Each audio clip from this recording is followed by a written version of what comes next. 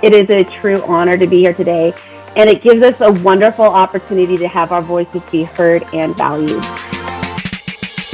It's just really so exciting to be part of what I think of as the future of the world, which is technology. So you can identify the gaps and then work to figure out how you can get that experience in your current role. When we spend so much time in the details of our work, we tend to forget that what's obvious to us is probably not obvious to others. Where we talk about topics like leadership, work-life balance, we talk about the challenges that those topics have, and we try to find solutions together. That's really a great thing to see. I kind of wish that I had those types of things when I was first starting my career. Being a mentor and having one, the benefits of that just are endless. Working on confidence, how to present in front of executives. Just use your voice and your point of view, and I can't emphasize this enough. But I think what I hear is, I am powered. And I always tell my team members, the minute you've accepted the status quo, you've stopped growing in your career. And those moves that you take today will start impacting your career now and well into the future. Hi, welcome everyone to the Cadence Girl Geek X event. My name is Angie Chang, and I am the founder of Girl Geek X. By means of introductions, I mean to say my name is Angie Chang, and I'm the founder of Girl Geek X and Women 2.0. I also spent some time working at a company called Hackbread Academy, which is a women's coding bootcamp. And I also spend a lot of time talking about women starting high growth, high tech companies, working in tech, blogging about it. Sometimes I write listicles of women architects, women CTOs, VPs, security chiefs, and such. So let's see. Why don't we do something? Why don't we pretend that we have our hello, my name is name badges, and write in the chat, like, hello, my name is Angie Chang, founder, Girl Geek X, and then put in your LinkedIn URL. So I'll start. I'll copy and paste this into the chat. And that way, I've noticed that people at our Zoom events have been sharing their LinkedIn profiles. I want to be the first person to say that, yes, let's definitely share LinkedIn profiles and share a bit about ourselves, more than we can see on these Zoom meetings or Zoom webinars. And so let's see. A bit about Girl Geek X. We've been doing Girl Geek dinners since 2008. We started with events at Google and Facebook, when there were smaller companies in 2008. And then we went to all these different tech companies. We went to biotech companies. We went to a bunch of companies I'd never heard about before. But the thing about that is that once I was there, I would learn so much about that company. I would learn about the industry. I'd learn about the women that worked in it.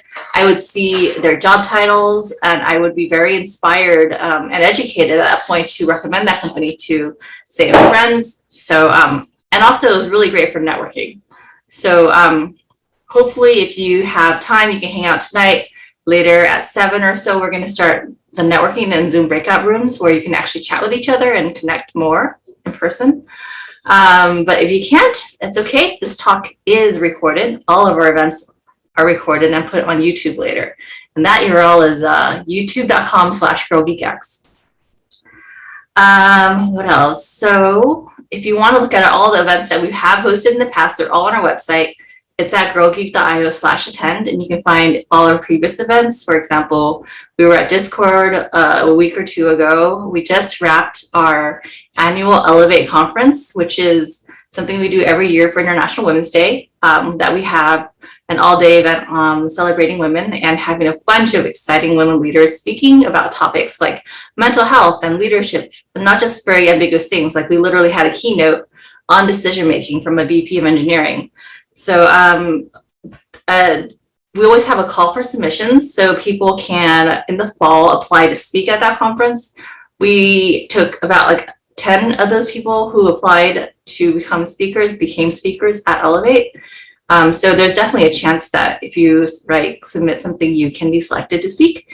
You can also sponsor a Girl Geek event, like the Cadence event, where you have an opportunity to put your women on stage and give lightning tech talks, followed by a panel, and then we have some networking.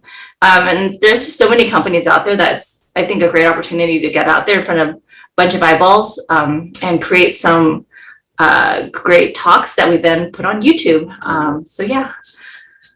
What else? We have, oh yes, we have a Q&A. So if you have a question throughout the course of the event tonight, feel free to put it in the Q&A, or you can ask it in the chat. But there is a Q&A feature, so feel free to use it. Some of our speakers may want to answer questions, but they may not have time to answer them on screen. So they can pop into the chat and answer them later if you ask them. Okay, so I want to do my first introduction. Alinka is the Chief Legal Officer and Corporate Secretary at Cadence. She's responsible for Cadence worldwide legal operations. She has served semiconductor and software companies and her entire in-house legal career at a lot of companies that you may have heard of. And she holds, and before moving in-house, she was in private practice for a decade, litigated chemical product liability matters. Welcome, Alinka.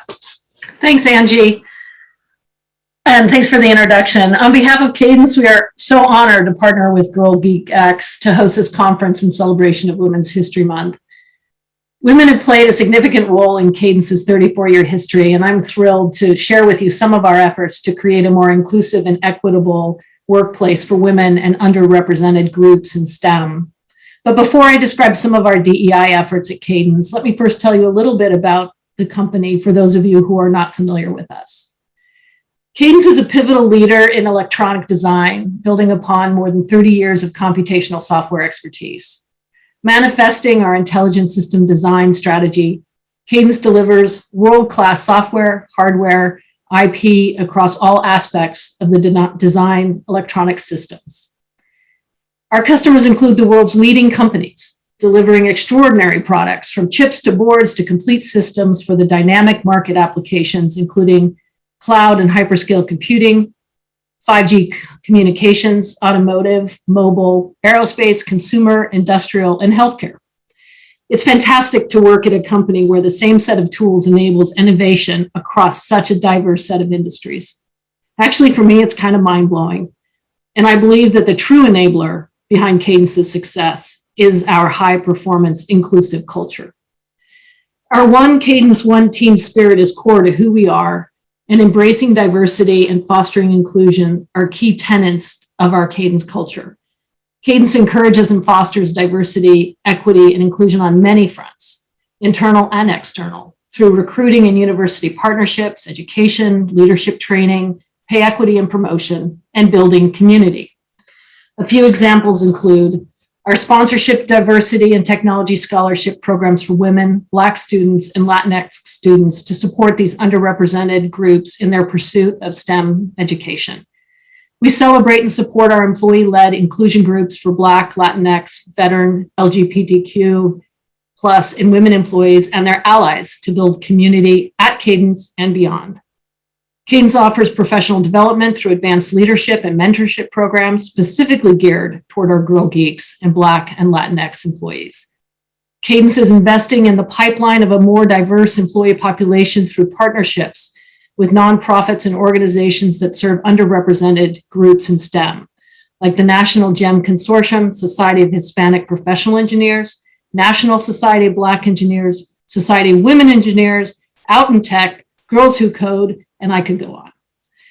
Our culture has been recognized globally, earning Great Places to Work awards in 14 countries around the world, including 7 years in a row on Fortune's 100 Best Companies to Work For, rankings on Europe and Asia's best workplaces, listed on Newsweek's Most Loved Workplaces, and the best place to work for LGBTQ+ equality on the Human Rights Campaign's 2022 Corporate Equality Index. Diversity, equity, and inclusion are top priorities for me and the rest of the executive management team and our board of directors. We are excited to work with Girl Geek and highlight in this conference some of our amazing innovators at Cadence and hear how they are helping us solve technology's toughest challenges. I am not a technologist, but I am most definitely a geek. Regardless of your specific interests, we Girl Geeks are united by our passion, our drive, and most especially by our curiosity. The speakers and panelists are some of Cadence's very best Girl Geeks, and I'm certain they'll stoke your curiosity about our business and provide great tips for advancing your career. So thank you for joining us today, and I'll now turn it back over to Angie to introduce our first speaker. Thank you, Alinka, for that warm welcome from Cadence. So our first speaker tonight is Helen Zhan. She graduated from the University of Tianjin in 2000, with a double major in computer science and economics. She began her career as an IP SoC engineer at NEC in Japan, focusing on both design and verification. Shortly after that, she joined Cadence, where she's been for the last decade plus. Her passion for debugging failures and finding the root cause of issues has allowed her to grow her career at Cadence. So welcome, Helen, who is joining us from Beijing tonight.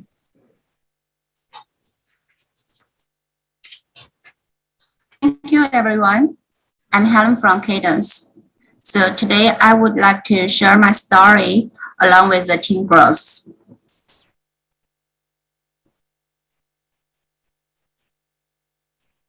Okay.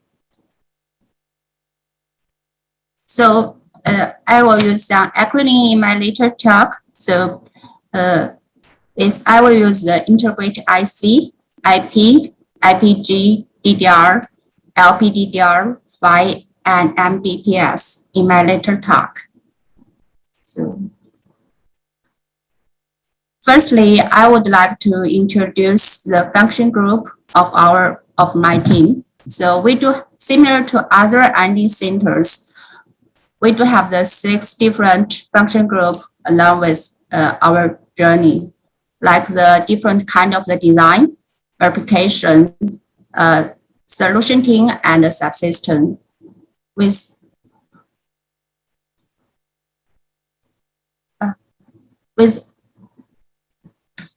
all these different function teams, it did provide a complete system solution for the memory system of each customers.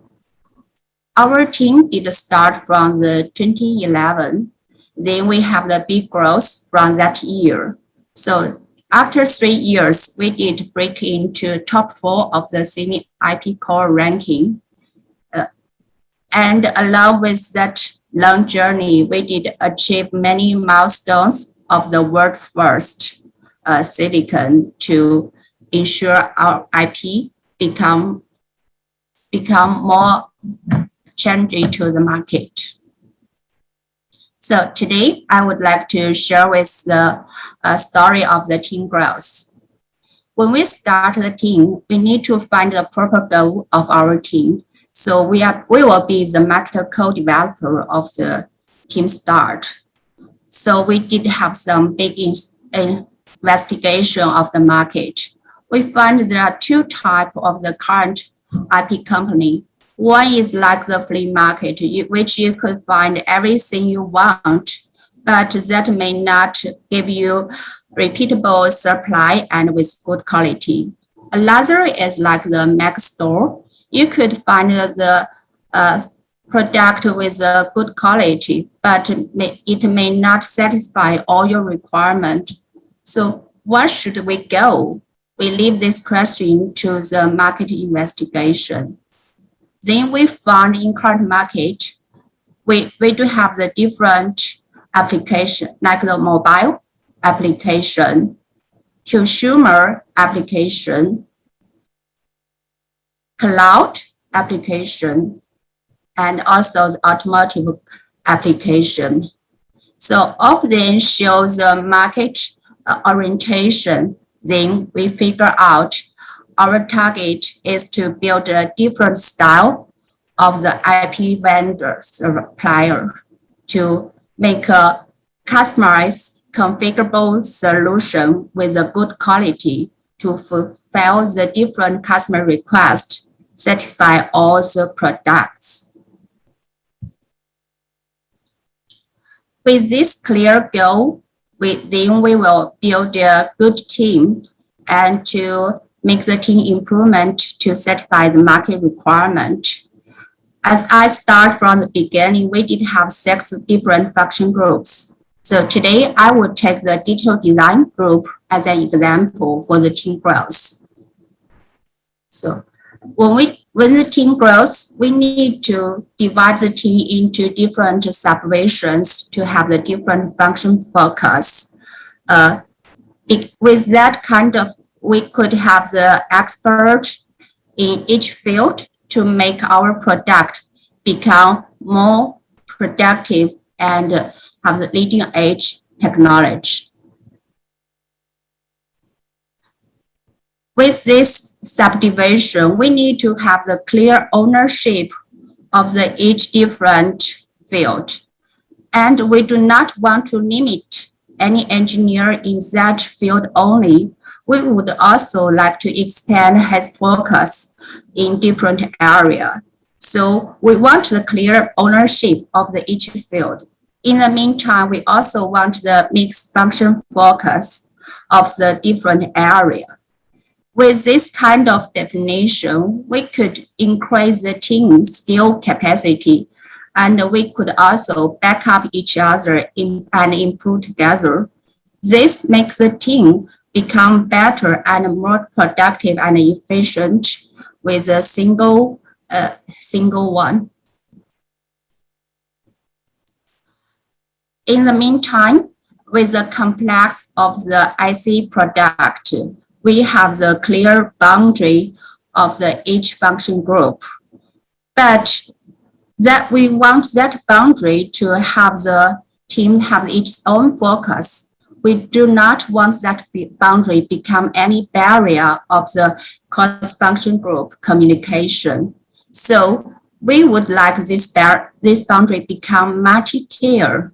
That will stress our boundary to avoid any black site and any part we are missing in the development, that to avoid any further issue and surprise in the later production. With all this strategy and the teamwork, so we did build a fully verified DDR subsystem. As you could see in this picture, we could support the different configuration product, and it could have the customized features which could satisfy the different market requirements like the mobile, automotive, cloud, and consumer. That also help us our DDR product in the leading edge to have more and more customer today. With this 11 years journey, our team is already increased to a big size. So how do the junior engineer now become the senior engineer, and the senior becomes an expert, and with a supervisor like the leadership? But how to keep this big team become more stable and more productive? So we'll consider the 2 areas. One is from the technical side. We want the team always stand at the leading edge of the product. That allow us to always to work with the new protocol and to achieve the highest speed in the world. When we start a product, when we define the protocol, that means there are many unclear areas won't be exist when we start the product. That need us to have the flexibility design to accommodate any new requirement coming later. And also we need to use our experience to doing the predict and analyze for the orientation to avoid we are going to operate position to the market. And also the high speed is everyone is chasing today. So we need to build the high speed architecture to satisfy the design requirement. With this technical innovations that allow our expert to have their own focus, that ensure they always have the interest of this product in their career path. In the meantime, to leverage from the Cadence, we could always use the latest methodology and advanced technique that help us to use the new design methodology in that every field and everywhere along with our IP development.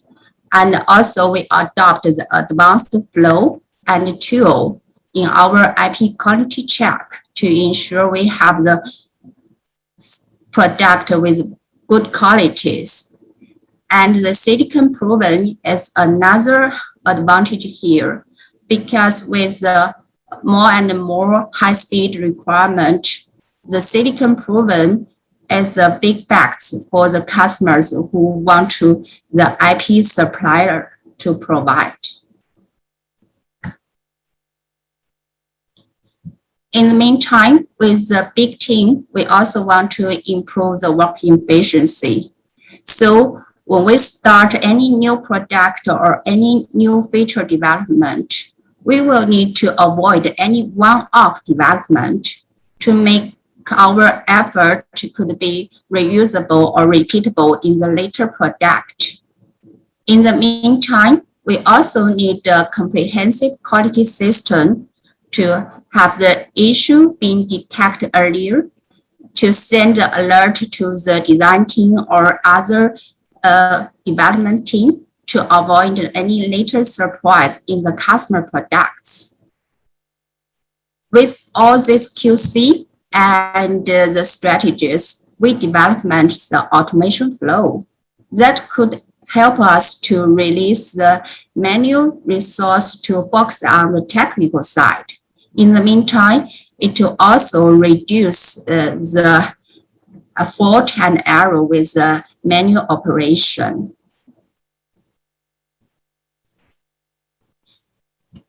With all this strategy and technical, I believe the communication is the most important to have all this done. So first, I would like to introduce the three words: look, listen, and nerve. We need to look what the team's working like, what the customer required, and what's the market requirement. And we also need to listen to the voice from everywhere. That will have the leader to clear the request and clear the issues in our team and in the market and from customer. With all these facts, we could know what we want to do in the next phase and in the next step. And also, we could find what we should solve the current issue and improve the team. Then I believe the different type of the talk is also very important. That is not the leader to talk to the team member. It also wanted team members to talk his mentor, his manager, and his leader to share the different ideas. I believe everyone did have its own thought on his work. Then we need a clear communication between each channel to help the team members understand the requirement and purpose and goals of the leader and the management team, and also help the leader to understand the concerns or problems in the team member side to help them to solve that. With all this good communication and consideration, we will make this become execution. That is help us to make our goals and consideration become true. Okay. Thank you.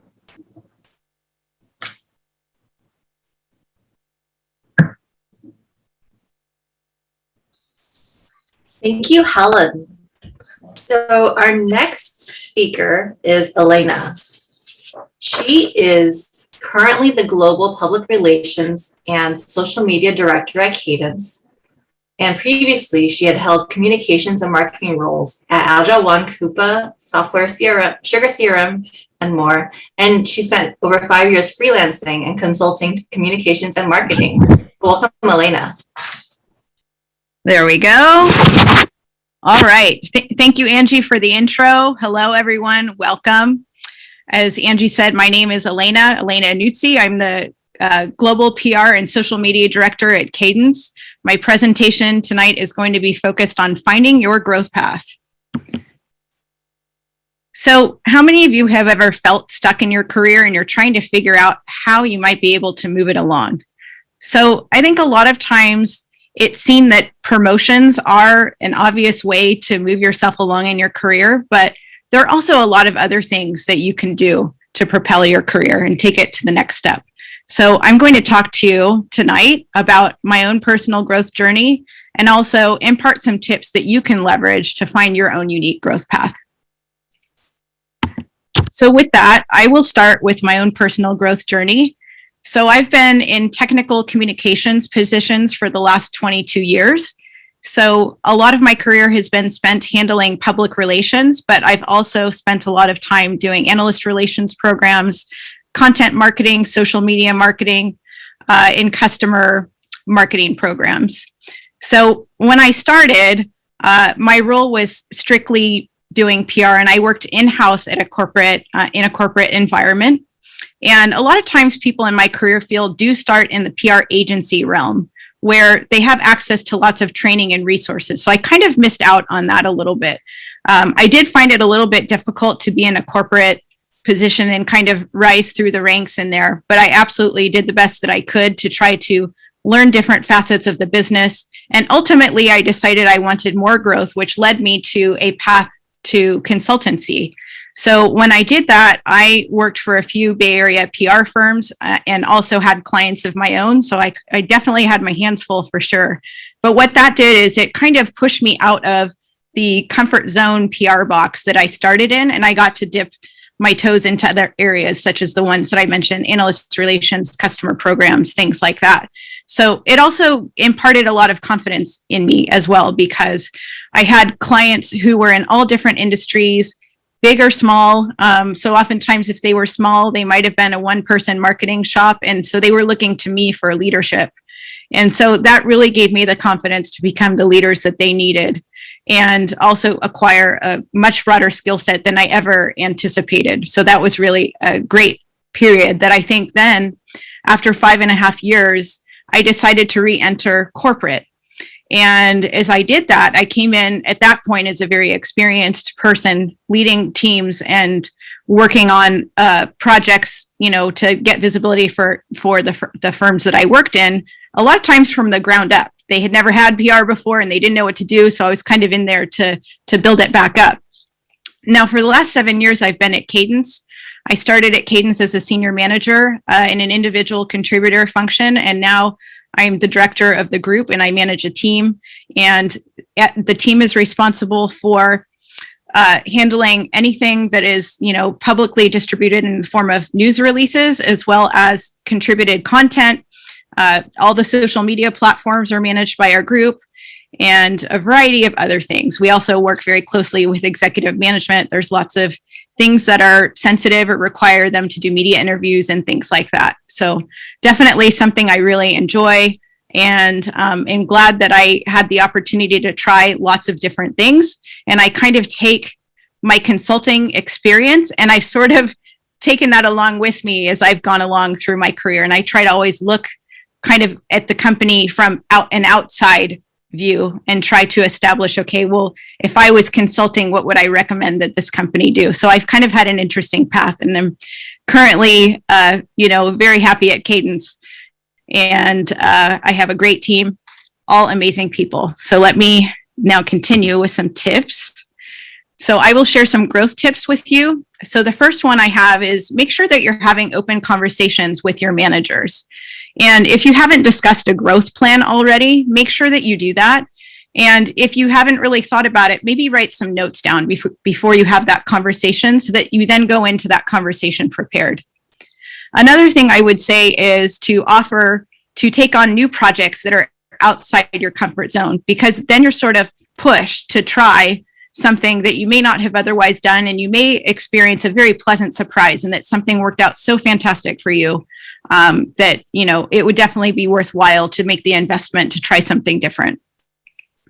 Another tip would be to find groups who have similar interests to you, and that way you can gain new inspiration from others as well as make some good connections. There's lots of ways to do that online today, for example, and you may be familiar already with social media groups in your related career field, so feel free to take a look at those. LinkedIn is probably the most obvious place, but other platforms have groups as well that relate to professional fields. The other thing too is if you have local meetups, check some of those out, or even leverage your university if they have alumni groups, and more specifically alumni groups within your field of study. And lastly, maybe volunteer with an organization that is also passionate about the things that you're passionate about from a work perspective. Like say you're volunteering with a STEM group and you're in a STEM field. You may meet some great connections that way and gain some new insights. Continuing on, the next tip is be relevant. And what I mean by that is making sure that you're always kind of staying fresh and up to date on what the industry's current best practices are, and how might you go about doing that. You can have conversations with others, whether they're peer groups in your company or people that you've worked with in the past who hold similar job functions, and just kind of ask them how they're approaching their job. Obviously, certain things are proprietary, so there's limits, but you can kind of get a good gauge as to how others are tackling a similar job to you. The other thing that I'll recommend, and this is not meant to sound intimidating to employers in the least, it's actually for your benefit, is to check out job descriptions.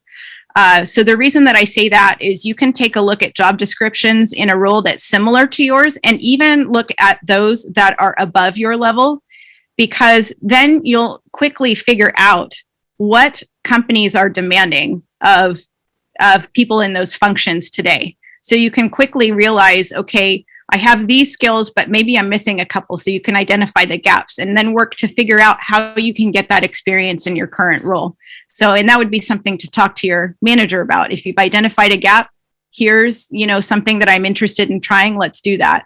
And then in looking at the job descriptions of positions above yours, then you also have a gauge of what to shoot for kind of in your next step. And similarly, if you realize that you have some gaps, then you can work to address those. The next thing I would say is acquire new skills. So taking new courses or attending conferences where you'll have access to new information that you may not have otherwise had.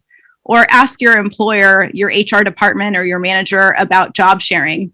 And if you're not familiar with that concept, it would be where you essentially do a job swap for a limited amount of time. Let's say you have a peer organization and you want to take on some function of your peer because you have an interest there and want to explore that. You can maybe switch jobs for 5 hours a week, and both of you are actually gaining a new skill set by doing that. The next thing I would recommend is mentorship. And I would say find a mentor if you don't have one, or be a mentor. And both things are absolutely critical. I am so glad that over the past 5 years or so, I've seen a lot of mentorship programs kind of budding in the industry. And that's really a great thing to see. I kind of wish that I had those types of things when I was first starting my career. And Cadence also does a really great job with this, by the way. We have an internal mentorship program where they match pairs up, and it's really just a phenomenal thing. So if you're not already in the realm of finding a mentee or finding a mentor or being a mentor, I highly recommend that. The mentor for you can obviously serve as a sounding board. So whether the person's in your industry or not, or maybe they're your manager, or maybe they're someone who's completely disconnected from your field altogether, it's great to have somebody who can function as that sounding board for you. And also being a mentor. So it's such a rewarding experience to pay it forward. So I highly recommend that you try this. And there may be some of you who currently aren't managing a team, let's say. So if that's the case for you, being a mentor, that will give you leadership experience. And so I highly recommend that. Next, here's a few points to keep in mind. So no two growth paths will look the same, so try not to compare yourself to others. The next thing I'll say is always be curious And I always tell my team members, the minute you've accepted the status quo, you've stopped growing in your career. So always keep that explorer hat on and try to figure out what you could be doing that's different. The next thing I'll share is ensure that those new areas that you decide to explore align with your organization's business. If what you want to try aligns with the business, then it's a much easier sell when trying to get buy-in. The next thing I'll say is surround yourself with people who support you, whether it's people inside your company, outside your company. So it could be a mentor or just, your team members, your manager, people in peer groups. Make sure that you have great support all around you. And then the last thing I'll say is have fun in the process. We all need to have some fun. So to conclude, I want to encourage all of you to start taking steps today to grow your career path. And those moves that you take today will start impacting your career now and well into the future. So as a key takeaway, remember that it's you who's in the driver's seat. Thank you very much for your time. Thank you, Elena. That was excellent. Our next speaker is Didem Turker. She's a design engineering director in the IP group at Cadence, where she leads development of high-speed, high-performance communication circuits and systems. And before joining Cadence, she was the senior design engineering manager at Xilinx in the Certus technology group. She holds 11 US patents and authored numerous technical papers in the field of analog and mixed signal circuit design. Dr. Turker has a PhD degree in electrical engineering from Texas A&M University. Welcome, Didem. Hello, thank you, Angie. Okay, let me share my screen. Okay, all right. Okay, thank you for this introduction, Angie. Hello, everyone. I'm Didem, and today I'll talk about effective technical presentations and how they have a key role in your and your team's success. Before I begin, throughout my career, I found that being able to communicate my work to my colleagues clearly had significant impact on the type of feedback that I got, but also on my work being recognized. So over the years, this is something I championed in the teams that I worked with, and we always saw really positive results. I'm hoping that this discussion will be helpful today for you too. Okay, let's begin. So when we talk about technical presentations, they are different than the general presentations that we may give to a wider audience. We often need to share data and talk about more detailed material with certain technical complexity. Now, throughout our career, there will be different occasions where a technical presentation may be called for. This could be academic conferences, customer presentations, or when we are collaborating across different organizations in our company. It could even be within our own team. This would be to our close peers, our colleagues, and maybe our management. It is this last one that I want to highlight because this is a situation that we encounter really frequently, yet it's also the one that we overlook the most. So I really want to emphasize how important it is to communicate technical information through well-prepared, clear presentations, even and especially when the audience is people that you work with every day. So even though the occasions and audience may be different, there are common goals when we are giving a technical presentation. The first one is effective information sharing. Being prepared with proper organized material will make a big difference over opening live results, showing live data, or giving a verbal description. And this is true even in a more informal team setting. Because for a discussion where we have technical complexity to discuss, the audience will have a hard time following if you're doing it verbally. The second goal would be to get feedback. You probably have bright people from different technical backgrounds and experience level in the audience. So use that brain power. And the best way to get good feedback from them is by communicating your findings in a clear way. Third goal would be to train others, so people can learn from your experience and maybe save some time. And finally, it's documenting our progress. The presentation material that you prepare will serve as good documentation of your work, and it'll help you look back in the future to track where you have been at a certain time. It will also help others in the future to look back and understand your work better. So depending on the situation, one of these goals may be more dominant than the others in your talk, and you can prepare your material accordingly. Okay, let's talk about some presentation tips. First is know your audience. It's important to know who the target audience is and their familiarity with the material. But here, what I want to emphasize is that they are not you. What I mean by this is when we spend so much time in the details of our work, we tend to forget that what's obvious to us is probably not obvious to others. So it's important to keep this perspective in mind when preparing your material. I think something that helps with this, and it's a really good strategy overall, is to have a story. As you plan your slides, remember to build the story so you can bring your audience up to speed and along with you. Start by setting the big picture, where we started. So this would be where you talk about the goal, the problem definition, and the big picture stuff. Next would be how we got here. If there were previous discussions or decisions that were taken, try to recap them. Next is where we are now. This was the main discussion that you want to cover. And finally, where we go next. It's always helpful to finish with next steps and a plan. Now, another very important tip. Use your voice and your point of view, and I can't emphasize this enough. When you are presenting your work, please remember that you are an expert.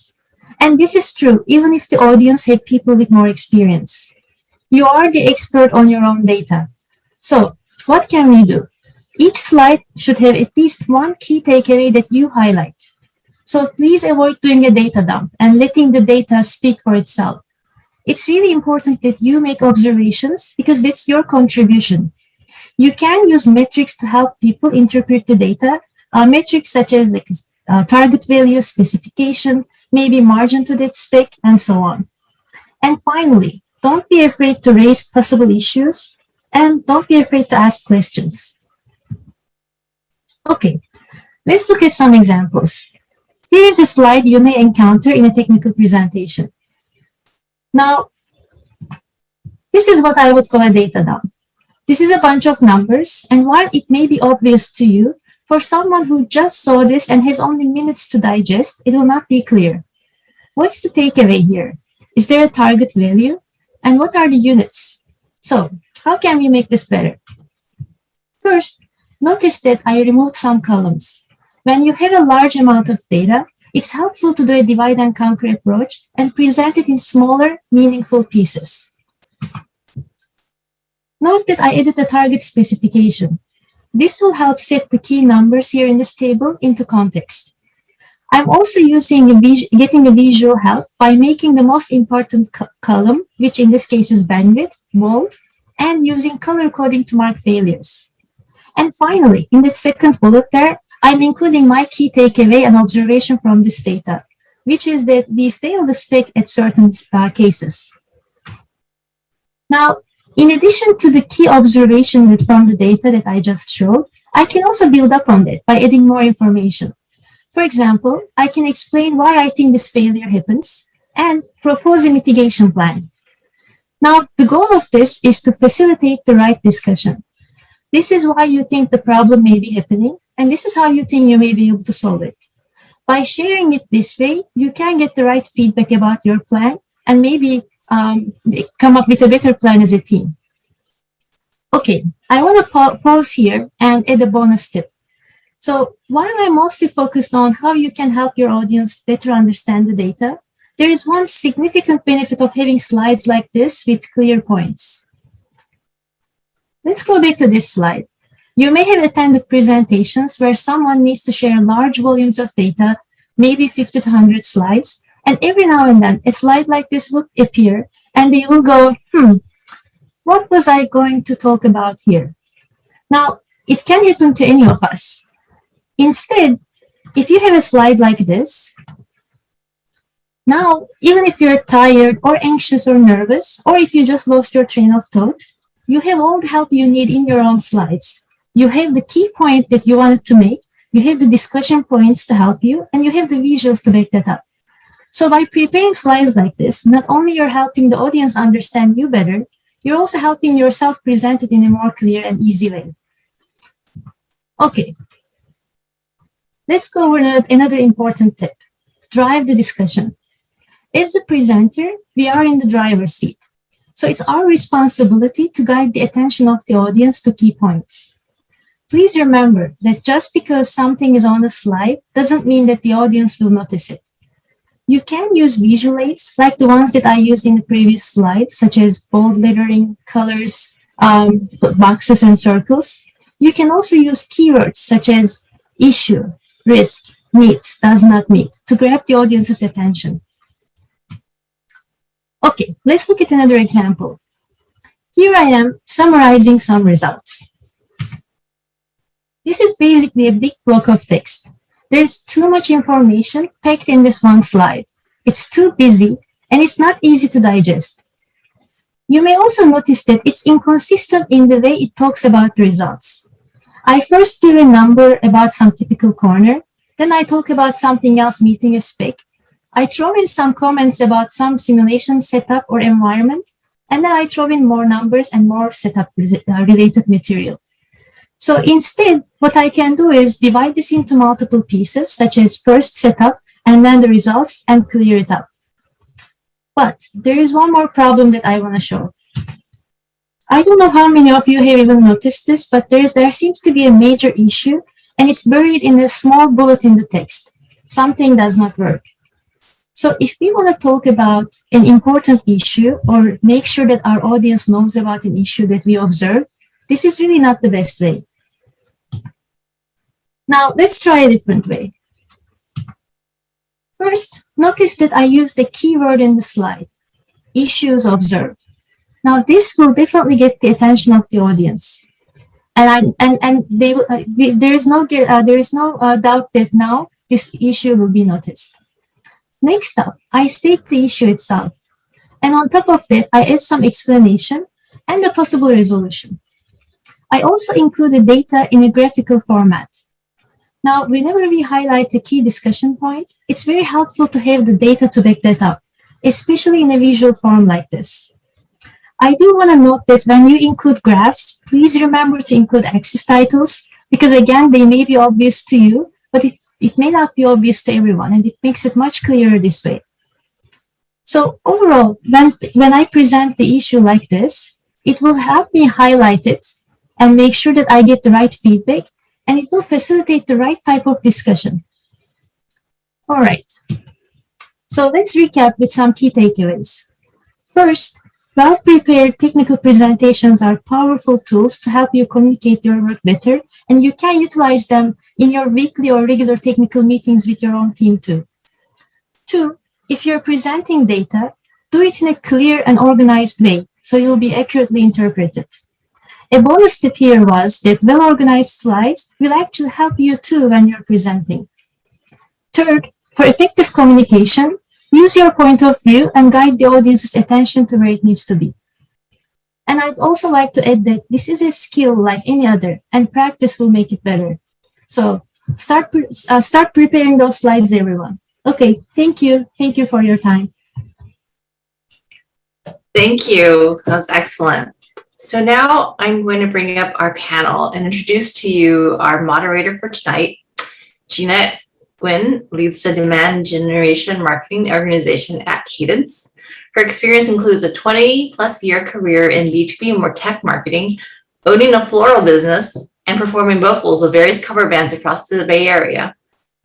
She has volunteered as a court-appointed special advocate, CASA, to foster children and currently serves on the Child Advocates of Silicon Valley Board of Directors. So welcome, Jeannette. Hello, good to be here. And sorry, my audio cut out when you started the introduction, so I'm assuming we're going to kick this off. So hello, everyone, and welcome to the Cadence panel on women empowerment. My name is Jeannette Guinn, and I'm the group director for the demand gen marketing team here at Cadence. It is a true honor to be here today, and it gives us a wonderful opportunity to have our voices be heard and valued. So I'm joined here on the virtual stage by three amazing Cadence colleagues. And to get this discussion going, I'd like to take a moment for each of them to do a quick introduction. So Karna, let's start with you. Hi, my name is Karna Nisewaner, and I'm a Vice President and Deputy General Counsel in the legal department here at Cadence. I started my career as an engineer, studying engineering at Princeton before moving to Singapore to teach basic electronics and C programming at one of the polytechnics there before I pivoted my career over to law. I've been honored really to be able to work for a number of different technical companies and for the last almost 11 years here at Cadence. And I feel like my background in technology makes me a better lawyer for the company and allows me to really engage with all of the different teams and people here at Cadence. And to me, that's one of the best things about starting out your career studying technology is you have all these different options available to you, both as somebody that's designing the IPs to somebody that's marketing and telling people about stuff to somebody that's helping on the back end with the legal patent protection, IP protection, or just basic contracts. And it's just really so exciting to be part of what I think of as the future of the world, which is technology. And for me, it's great to be at Cadence, a place that's really, helping all these companies out there build the future. And I'm just so excited to see where things can go. And that's why I really love my job and my company. Awesome. Thank you so much, Karna, and thank you for being here. Rishu, let's go to you.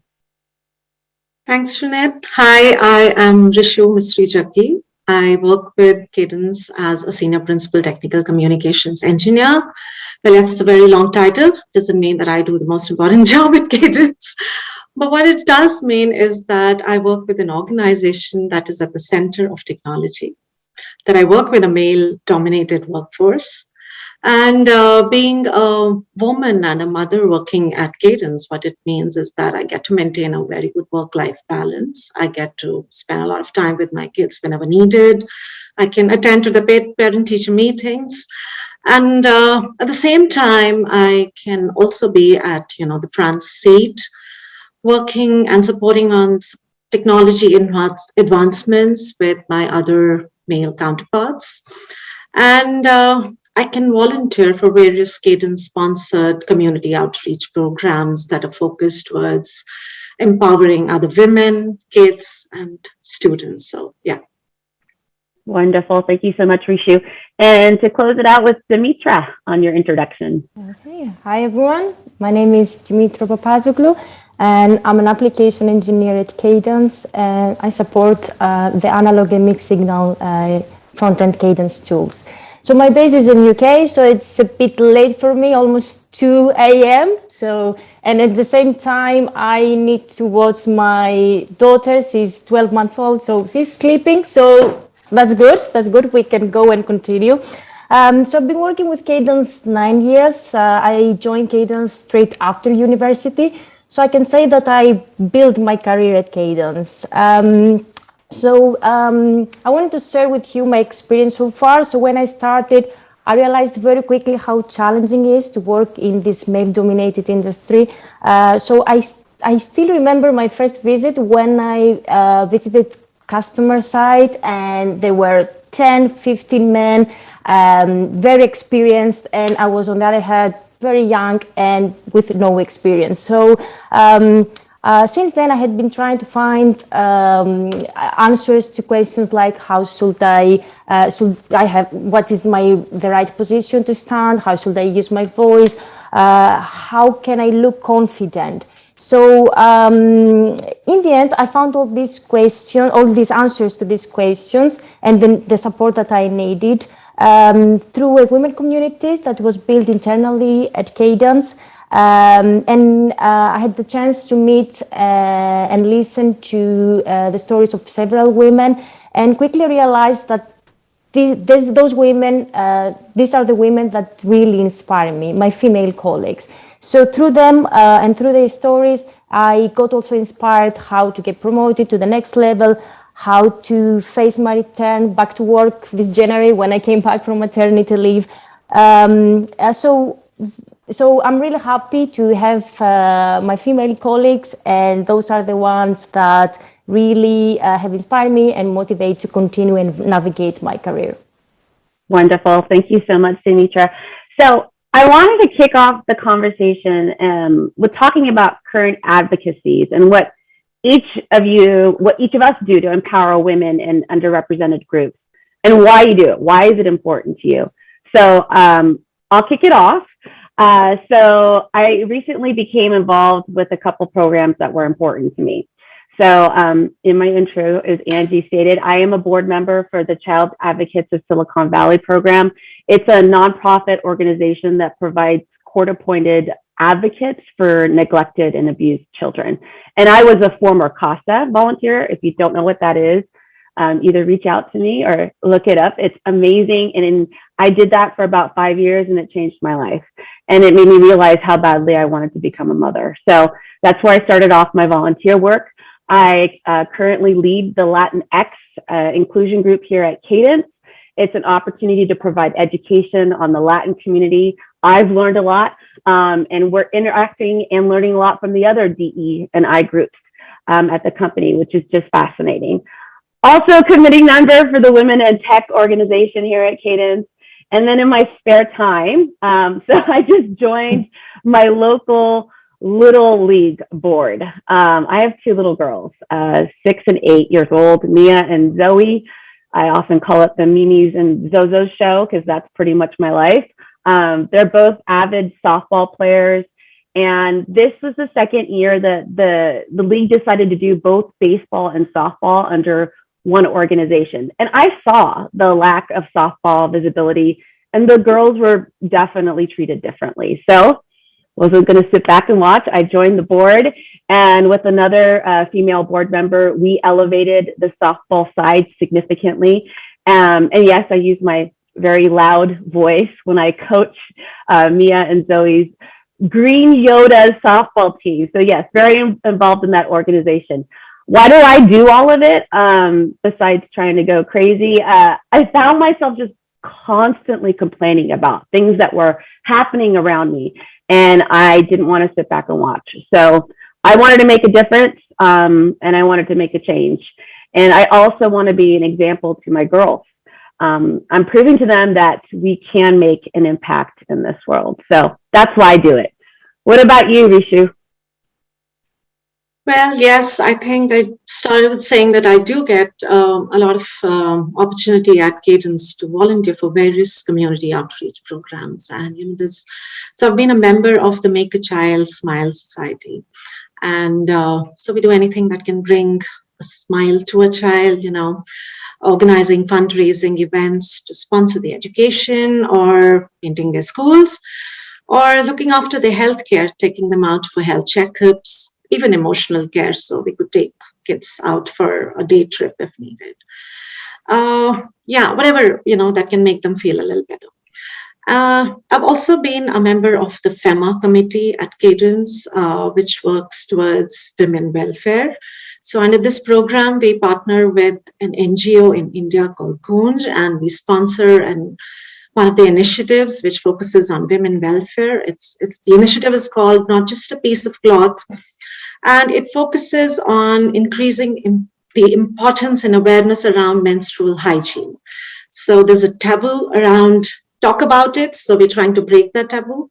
Also, raise funds that can go into supplying for, providing for safe supplies for women and underprivileged sections. More recently, I've also been volunteering for the Cadence Scholarship Program. And here we interact with meritorious students from underprivileged societies. And these are kids who are very bright, very enthusiastic, clear about their vision, and a lot of them want to get into STEM careers. And the Cadence Scholarship helps, fund their academic goals. And as mentors, we try to give them support with confidence building, time management, communication skills, and sometimes just act as sounding boards because, the kind of issues they face with their academic sides, they may not have anybody at home to give them the ear. So we sort of just support them there. And those are all the kind of things. Sometimes also go and volunteer outside, at my personal level. And that's really all the kind of things that I'm doing, talking about why it's important to help empower somebody. Every time I come back from these events or an interaction like this, I may want to say that I have empowered somebody, but I think what I hear is I am powered. It brings a lot more energy back into me when I come back from an event like this. So it is not just the beneficiaries' win, it is my win as well. It strengthens me a lot. Yep. So yeah, that's why it's important. Awesome. Dimitra, what about you? Yeah, so for me, some years ago, I've been asked and I've been honored actually to build and lead an internal women community at Cadence. So I had the great chance to travel and meet in person more than 50 women from Cadence in Europe and Middle East. And I had the great chance to talk to them and listen to their stories, understand their needs, and also the challenges that they face working in this environment, in this industry.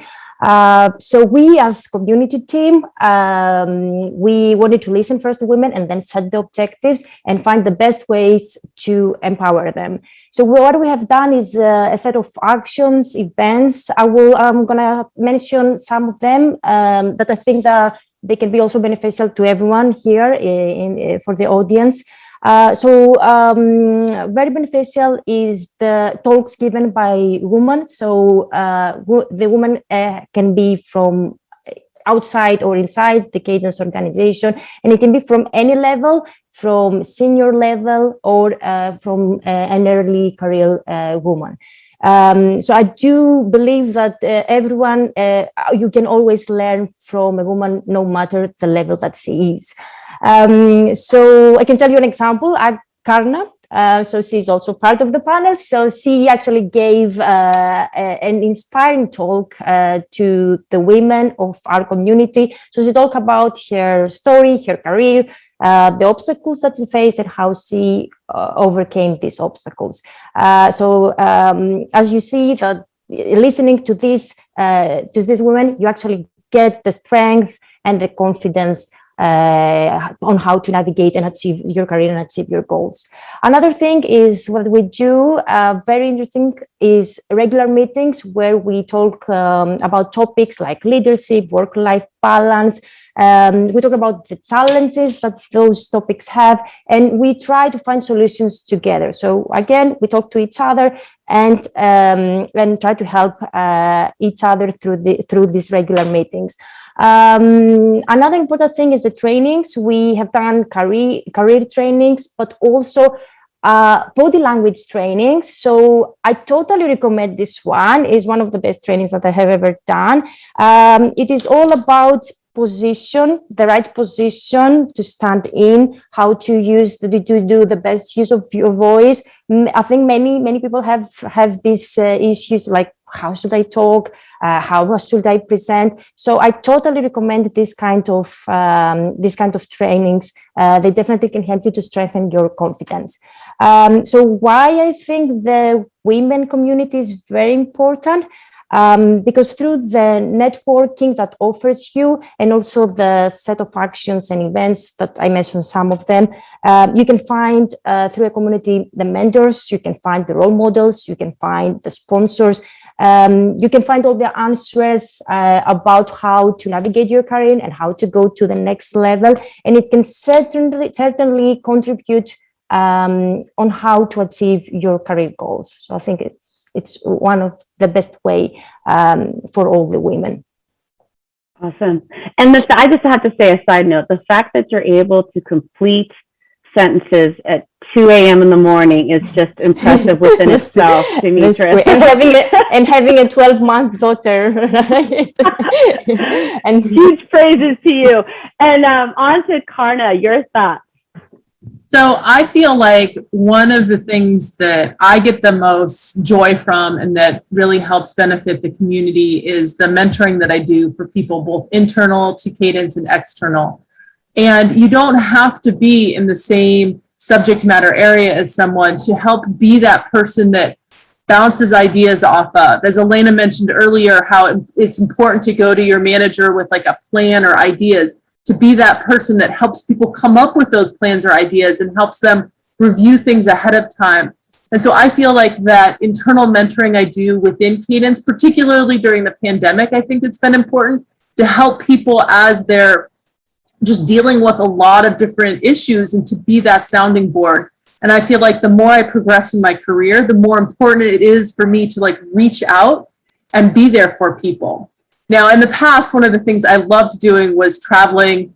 And I think 3 or 4 years ago for International Women's Day, I did a talk at one of our India sites. I went to all of our India sites and did talks to the women's groups there. I loved being able to reach out to Dimitra's group and do a talk right before she left on maternity leave. And I thought that that was great.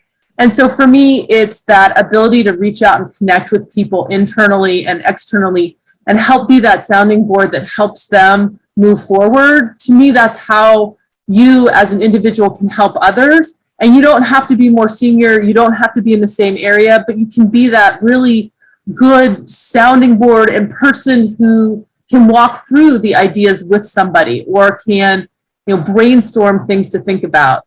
In the greater community, one of the things that I'm passionate about is making sure that women are able to work. And one of the things that really makes it difficult is effective childcare. And during the course of the pandemic was also having school, which is a place where many of us have our kids, and that allows us to have time at home to work. And so I'm on the board of a childcare organization in my community that runs the after school program and several infant and preschool programs.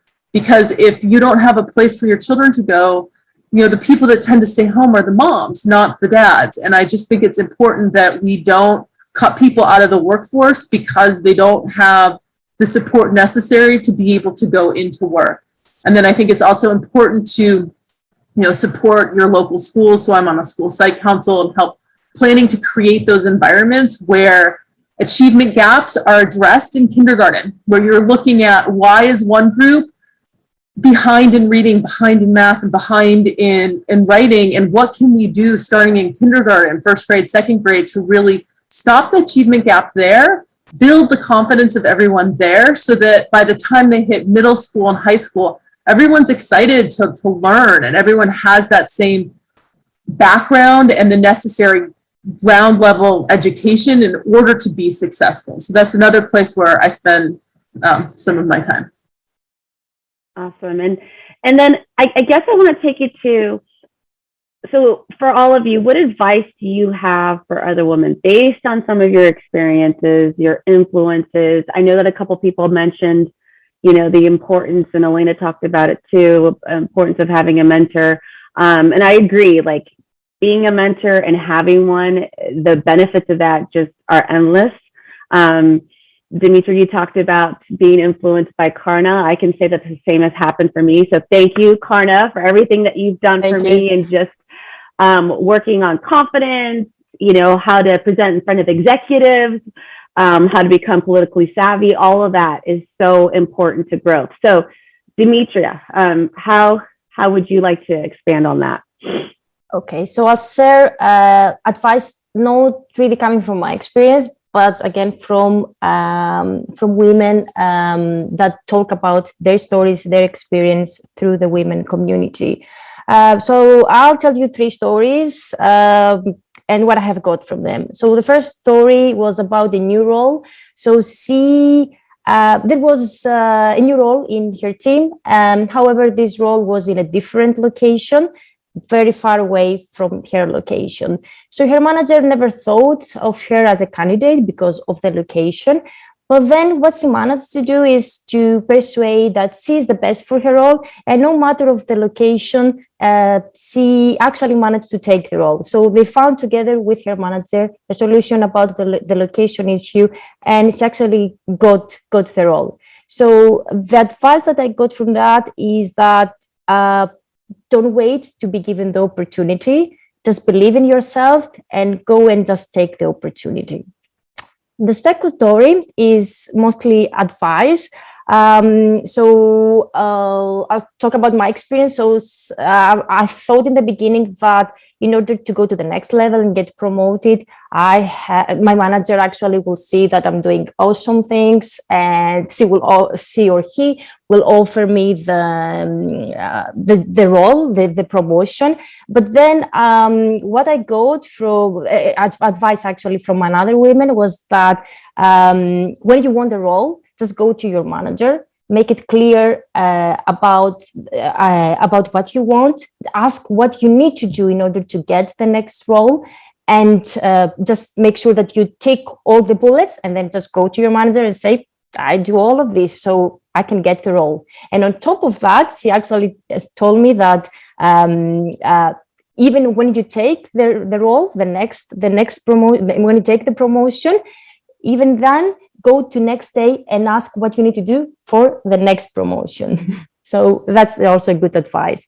And the third story that I want to share is about a pay rise. So she wanted to get a pay rise. In the beginning, she couldn't really get it. She thought that she should give up. But then one thing that you said about mentorship, she had a great mentor. In Cadence, we have great mentorship programs. So the mentor was very, very supportive. And also through the community, and again, listening to other stories about similar topics and negotiations, she actually decided to keep trying. She got the confidence, and then she in the end, she got the pay rise. So I would say just keep trying and never give up. I think that's all the advice. And I want to say that this advice, I'm sharing this advice because this advice has also influenced me and also has affected how I navigate my career. Yeah. Karna, what about you? Influences, experiences? So I think one of the most important things is really just your own internal confidence and knowing that you're the best, knowing that you are capable of doing things, and knowing that even if you don't check all those boxes, you can check all those boxes if you're just given an opportunity to try. I think back to several of the jobs that I got where people are like, oh, you only got that job because you're a woman. And I was like, no, I got it because I'm better than you. I have more potential than you. I'm smarter than you. And I think feeling that and knowing that yeah, we're all absolutely capable, and you just need to internalize how capable and confident you should be, because you can do it. You can absolutely do it. And so one of the pieces of advice I give to people is really just know your worth, know how valuable you are, know how much you can really do, and do that. And I think that I happen to have been raised in a family by a father that just made me feel super confident. And I think that's the best thing everybody can do, is work on that, however it makes sense to work on it. And the other thing I would talk about is really work on building relationships with others. And it doesn't have to be anyone specific, but building the relationships across an organization will really help you grow your career, because you'll hear about things that are going on that you might not otherwise hear about. You'll be able to make connections and help other people. And then in the future, they'll know, oh, hey, maybe I should help Karna. The other thing I would say is ask for things that you want. I wanted different experiences. I was focused in one area, and I was like, I want more. I want something else. And that I said, hey, to my manager, I want something more to do. And then they gave me something more to do, and I did a good job with it. So then they gave me even more to do. And I feel like you have to ask for those things, because people don't know what you want until you tell them. They can't read your mind. And they might say no, or it might not be the right time, but at least they'll have that in their head, and you're no worse off by sharing what you want than you would be, you're worse off not sharing, really. And so I just feel like raising your hand to say what you want, getting yourself out there, being confident in your capability and ability to do any job that's out there, if just given the time and support to do it, is really, to me, what I think is important that everybody kind of take away from this. And then, as leaders and as members of a community, how can we help other people do that? How can we be the person that listens to what somebody's saying and says, okay, this is what you can do. Let's role play. Let's make it happen. And I feel like that's how we can really empower others, is be that amplifier of other people's voices. When somebody does something great, remind people, but then also, shout out for yourself, because you're valuable. I don't know about the rest of you, but I'm just like, oh, I'm pumped. I'm like, I'm going to take over the world right now, Karna. That was awesome. Thank you so much. And Rishu, your thoughts? Yeah, I think pretty much whatever everybody else has already said, but my 2 cents will be just, we need to make our tribe grow. And for that, whatever it takes, depending on where we are in our life and in our career path. So if you're an entry leveler, you will probably have to be focusing more on building your skills, trying to build the right networks. We've talked about mentorship and having that confidence. Like we say, that's the most important thing, having a belief in yourself that you can do it, being resilient. And as you grow and are in a position to sort of even be able to support others, then be compassionate towards the other women. Being a woman and being in a workforce, it's not going to be easy. There are going to be times when, it's going to be tougher for you than it is going to be for your male counterparts. I mean, no offense there. I know everybody is competent, but we're going to be taking so many additional roles and nobody can take it apart from us. So I think it's important that as a community, we stay more connected and we stay more compassionate towards each other and support each other in whatever positions we can. And I think we also need to get more focused to bringing those women back who had to apply brakes to their careers, be compassionate towards them. If there have been a lot of women who've applied breaks because they wanted to take care of children or they had elder care to take care of or whatever other personal requirements. So if anybody had a career aspiration, a dream, and we can help, motivate those people back into the system, the workforce. So I think that's important. And just as everybody said, having belief in yourselves and just continuing to take the risks. I think that's very important. Being able to try out new things and having the confidence that it's, tough times will be there, but I'm going to overcome them with my training, with my mentors, support, or whatever. Yeah. Yep, absolutely. Thank you, Rishu. And as we wrap up this panel, last words of wisdom, to women that are in the tech space that are working towards advancing their career. And I'll kick it off because it's kind of wrapping up some of the things that you've all said, and I say this to myself, to my team, to my family members, don't allow a struggle or a hardship to bring you down. It's an opportunity, or use it as an opportunity to grow stronger. So I could have a whole other session on, my history, but, I was financially on my own starting at the age of 17. Suffered years of abuse, right, until I was about 23 years old. So it sucked. And you take each and every moment as learning opportunities and you make the best out of those crappy situations. So anything that I had to deal with in my 20s as I was trying to advance my career, there were little nuggets of learning lessons. So if you want something, you go after it. Take that chance. There are going to be risks involved. There are going to be failures, and that's okay. And you just don't look back. You just keep looking forward. So there's a phrase that I use a lot. I say it a lot, but I was in a 12-month program with Women Unlimited, fabulous program. And they taught me that you strive for excellence, not perfection, because perfection's just not possible. So every day I just do my best, and you strive for excellence. So that's my last words of wisdom. Rishu, any last words of wisdom from you? I think I just build on what I said in my previous, so I think it's important that we continue to be resilient. That's what is important, just stay there, hang in, and if needed, seek support. There will be a lot of people willing to help you. A lot of times we may feel, am I doing the right thing being here? I mean, is this where I should be? Maybe I should quit. Maybe this is not for me. Maybe, there's so many questions that keep coming to our mind, and it's not just for you, it's for everybody. So seek support. If you need to apply the brakes, do that. I've done that as well. When I had my daughter, I applied the brakes. And then when I had my son, I sought support. So that's ways I was able to continue doing what I wanted to do. And I think that's the other most important piece of advice that I have. And that is whatever you choose to do in that moment, do not be guilty about your choices. Yes.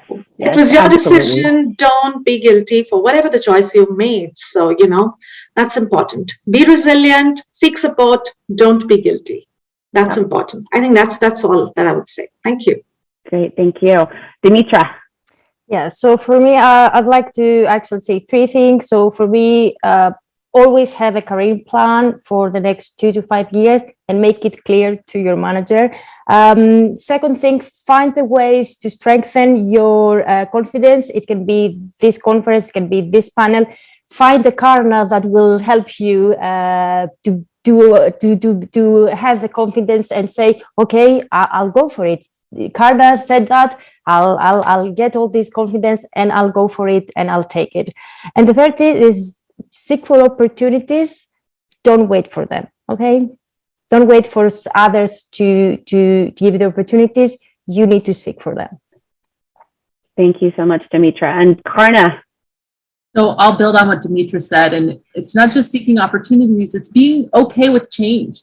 Being okay with saying, this isn't working out for me. I need to find a different environment, a different set of colleagues, and having that community, having the people to support you. But I feel like you need to also be open to new things. And maybe it's a change in your role at a company, maybe it's a change of companies, but being flexible with yourself and not feeling like you're stuck or stagnated into one thing, but that you can really do anything, because I do believe that there are so many possible options for everyone, and we just need to try and we just need to experience them.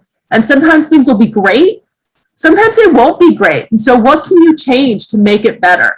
Because you control your environment. Like, yes, there are certain things we need, like we need our paychecks, but you do control a lot of your environment, and you need to create and find that environment that's supportive, that's there for you, and that wants you to be successful. And I feel like that's what I found at Cadence, is an environment where managers, colleagues, other people I worked with, they wanted me to be successful and they wanted to help me find that next thing. And you don't find that in all jobs. And so if you're not finding that, find people that will help you, find a new role, find others that will really amplify the value that you're adding, and really appreciate the way in which you add that value. And so I feel like we control our future, but we need to be out there saying what we want, sharing what we can do for others, and that, you know, we can all have great careers. And I just love how many more women are engaged and how many more of the underrepresented minorities are engaged in the community here at Cadence, are engaged in the Bay Area, and are engaged worldwide. And it's great to see that growth. And I just really hope it continues, and that we continue to really show everyone that we are amazing. We are the best, you know, we'll rule the world, right? Yeah, absolutely. Absolutely. I love it, Karna. Thank you so much, Karna, Dimitra, Rishu. It's been a pleasure. On behalf of Cadence, thank you all. I hope this was helpful. And Angie and Girl Geek, thank you for this opportunity. It was a wonderful experience. So with that, go on to networking. Thank you so much. Thank you. Thank you. Thank you for being a part of that panel. Very, feeling very empowered and invigorated to dig in. So now I want to just really quickly plug that Cadence is hiring. They're hiring for engineering jobs in cities like San Jose, California, Cary, North Carolina, and Austin, Texas. And now we're going to move on to our Girl Geek X networking hour. There's a link that will be put in the chat. You can click on that and go to the Zoom meeting. And we'll see you in a Zoom breakout room very soon.